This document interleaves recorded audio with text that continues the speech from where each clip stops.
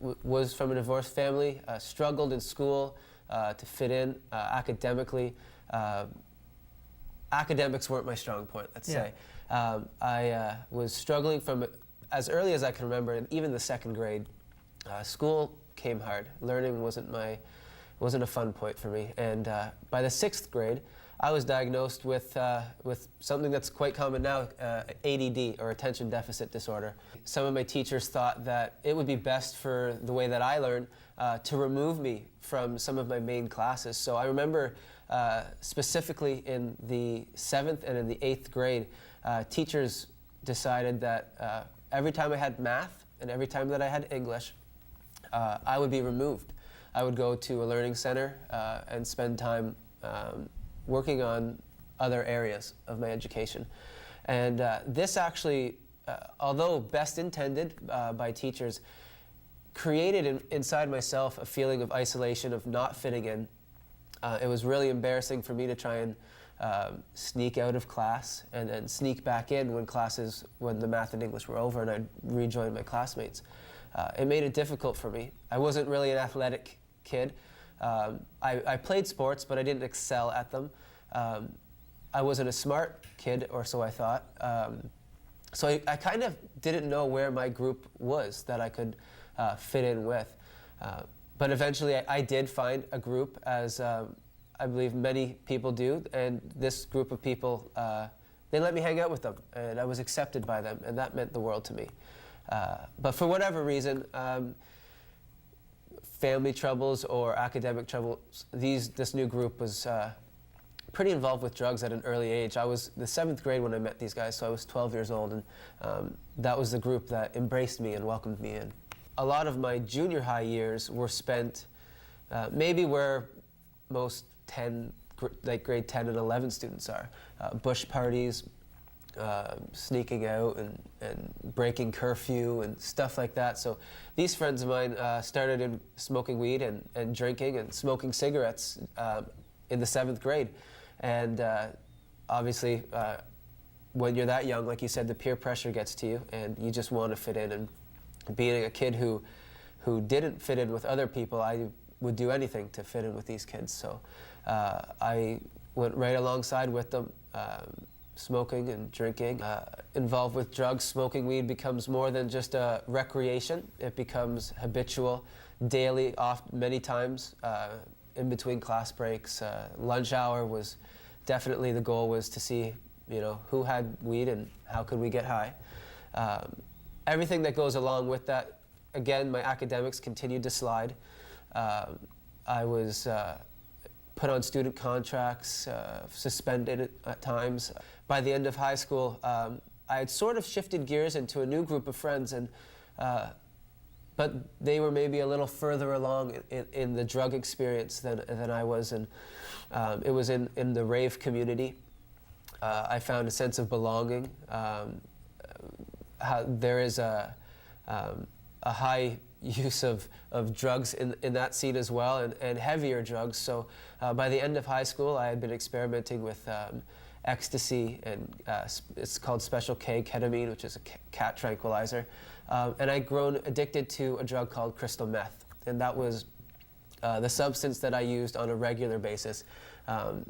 Even again, to get to work after school, I would use it, or after school to just hang out. This was the substance that I functioned on. So by the end of high school, I had a pretty serious drug addiction. The allure of drugs is one that is enticing in the beginning. It's fun in the beginning, no strings attached, it's just a party. But as my life is unfolding, my relationship's deteriorating, academically struggling. As far as the high school experience, it took me 6 years to graduate from high school, which was 2 years longer than it should have. Watching friends overdose in front of me, seeing a lifestyle where the people around you can't trust. You don't know if they're going to rob you, or if someone says something, who's going to start a fight. And the danger and the paranoia that grows in that community,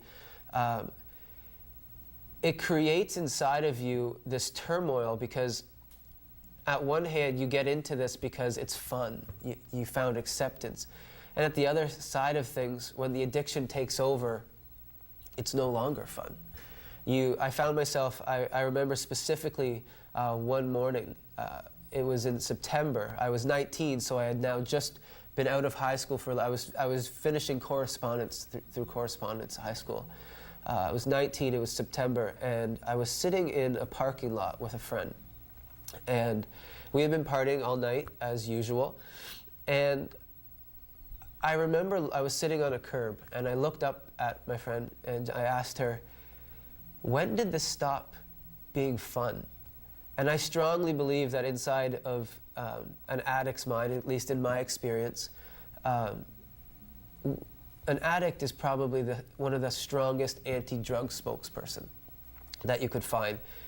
Addictions aren't fun, and inside of you, you're wrestling with the person you want to be and the substance that you are chasing after. And the turmoil there, it's a strange feeling to not be able to control your moods, to not be able to control your desires, to want to go one way, but life keeps pulling you in another direction. So inside of myself was this battle of, this is not who I grew up thinking I wanted to be, and yet trying to deal with the realization that maybe this is who I am.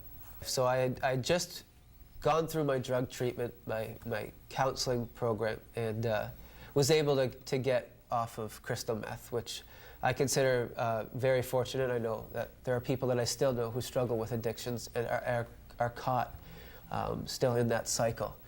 And so I consider myself very lucky, but I was able to break the habit, break the addiction. And I decided that I wanted to do something more with my life. I wanted to pursue post-secondary education. So I chose London, and I chose Fanshawe College, and I moved out there. And being the new drug-free Adam, I thought my life had got itself together. I was still probably like a regular young male, drinking on weekends and partying. I was still involved with that, but I thought, I've got my life together. And my uncle actually lives in London, my mom's brother, and he's a pastor in London, Ontario. Oh, really? And I decided to be a good nephew, to be a good family member. I'm going to go and visit my uncle Mike at his work. I'm going to go and visit him on his day of work on a Sunday, just to pop in and sort of make an appearance, since I've got things together now. I want to show him. And I went in and was just expecting to go through the routines of church and be polite. And what happened was unreal for me. So it was an experience in London that has changed my life. I began just as a spectator, walking in to see my uncle. And what I saw was a dynamic, relaxed environment of people who loved Jesus and just wanted to celebrate that. And this was something that just was new to me. I actually people were clapping and raising hands and having fun, and it was not what I expected church to be like. I actually was afraid I was underdressed that day. I put on my best clothes, but it was just a pair of pants and a long sleeve shirt. But I was blown out of the water with the love and the community and how quickly they embraced me. So it led me down a road of pursuing this Jesus that they knew. And while I was sitting there, I asked a question, and it's a question that probably gets asked fairly regularly in church services, a question that your longtime Christian would probably hear many times, and but for me it was new. So he asked, is there anybody here, with all their heads bowed and eyes closed, is there anybody here who would say that they believe that Jesus is who he said he was, is the Son of God, is Messiah, Savior, and Lord? Would you raise your hand? And being a Canadian boy who celebrates Christmas and Easter yearly,